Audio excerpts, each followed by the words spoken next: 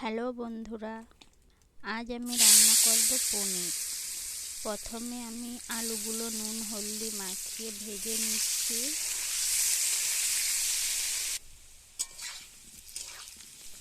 দেখো আলুগুলো আমার ভাজা হয়ে আসছে।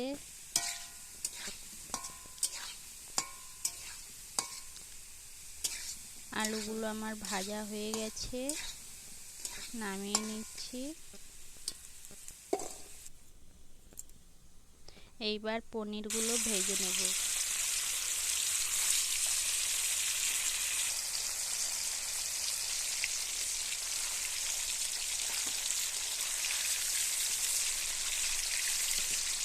দেখো পনিরগুলো ভাজা হয়ে গেছে, তুলে নেব। এখানে দেখো তুলে জলের মধ্যে দিয়ে দিলাম।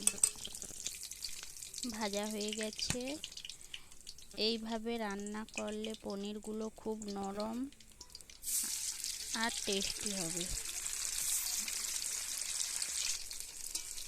আমার এখানে সব পনিরগুলো ভাজা হয়ে আসছে।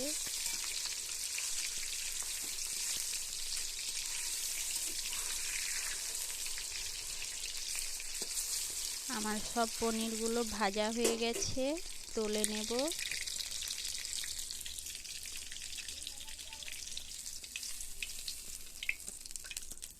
তুলে নিয়েছি। সব মশলাগুলো রেডি হয়ে আছে।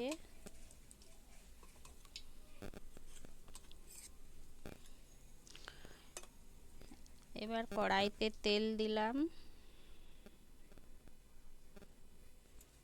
তারপরে ফোড়ন দিলাম। ফোড়নে গোটা লঙ্কা, গোটা গরম মশলা দিলাম, জিরে দিলাম, তেজপাতা, কাঁচা লঙ্কা,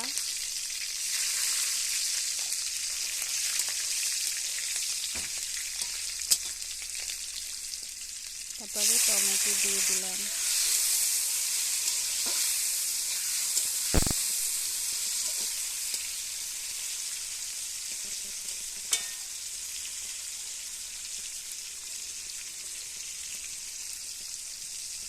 পরিমাণ মতো লবণ দিয়ে দিলাম।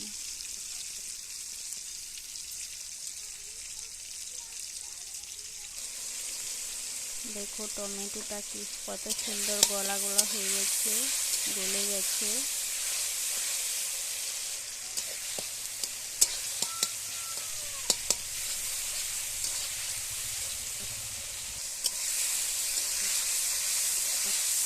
কত সুন্দর তেল ছেড়ে দিয়েছে, টমেটোটা গলে গেছে।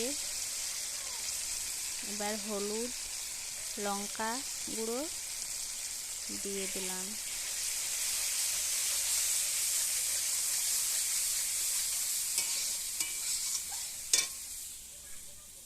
তারপরে আদা দিয়ে দিলাম।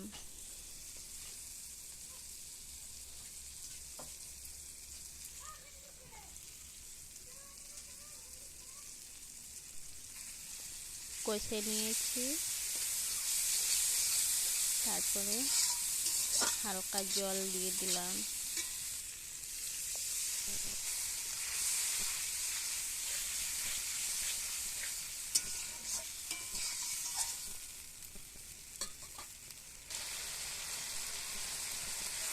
তারপরে ভেজে রাখা আলুগুলো দিয়ে দিলাম।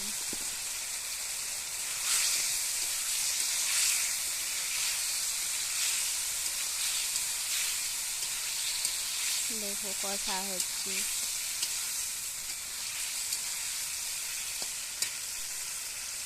এইভাবে কষতে থাকবো 2 মিনিট।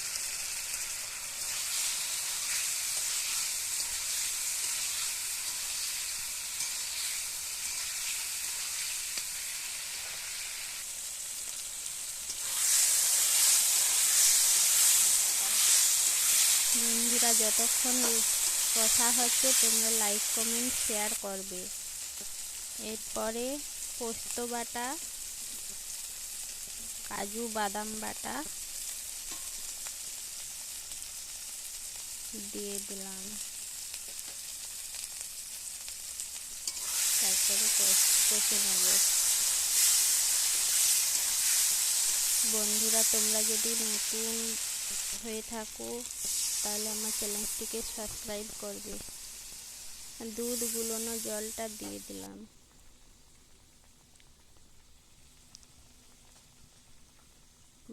ভালো করে ফুটিয়ে নেব। আলু তো সিদ্ধ হয়ে আছে। পরিমাণ মতো চিনি দিয়ে দেব। তারপরে ভেজে রাখা পনিরগুলো দিয়ে দিলাম।